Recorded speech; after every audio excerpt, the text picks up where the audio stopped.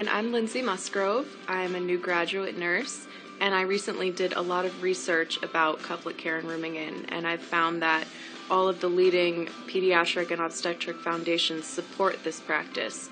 So there are a lot of benefits for both mother and baby.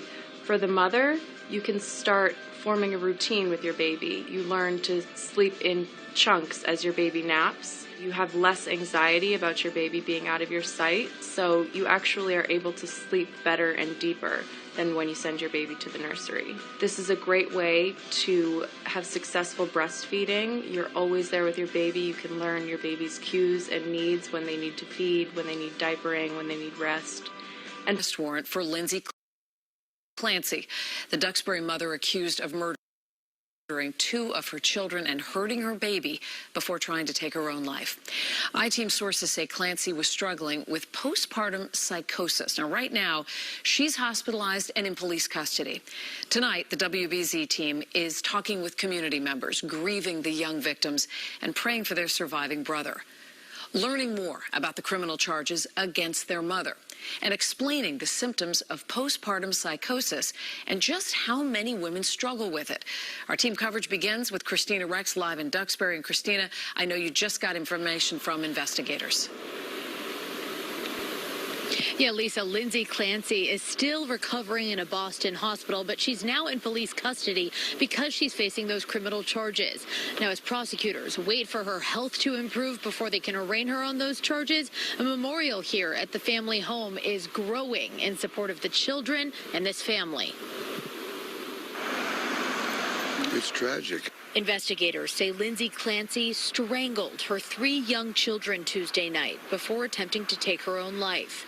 The 32-year-old mother is now facing charges for homicide, strangulation, and assault. Our community is, of course, reeling from the tragic events of last night. When the kid's father came home, he found his wife in distress outside and called 911. When police arrived, they found the kids inside. 5-year-old Cora and 3-year-old Dawson didn't make it. Their 7-month-old baby brother is in a Boston hospital fighting for his life. Certainly our heart's condolences go out to the Clancy family. I cannot begin to fathom the expressive, the pain, the depth of pain that must be going on. Sources tell the I-Team Lindsay was struggling with postpartum psychosis, a serious condition that can cause hallucinations and delusions. She was on leave from her job as a nurse at Mass General. It was not a good scene to see. Neighbor John Sullivan saw mom and baby taken into an ambulance. He says from the outside, the Clancys seem like a loving family. We would see her, the mother, out in the backyard playing with the kids. During the summertime, she'd always be playing with the children. And, you know, everybody's in a state of disbelief. It is tragic. This tragedy affecting everyone in town, from people dropping off flowers and stuffed animals in support to the officers who first responded to the scene, now placed on leave. I work with them every day. I know a little bit of what they go through, but when they tell me it's the worst they've ever seen, it's going to have an impact. So. And I spoke by phone tonight with a woman here in Duxbury who works with mothers after they've given birth. She tells me the community is really coming together after this. She says that she posted online offering help to anybody who might be struggling, and she's already gotten calls from people who want to connect. For now, live in Duxbury, Christina Rex, WBZ News. Which is so important right now. Christina. The defendant did not take advantage of the situation when her husband left the home that night.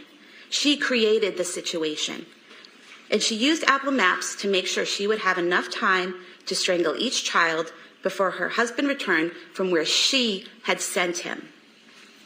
The defendant is a danger to herself and others. She planned these murders, gave herself the time and privacy needed to commit the murders, and then she strangled each child in the place where they should have felt the safest, at home with their mom.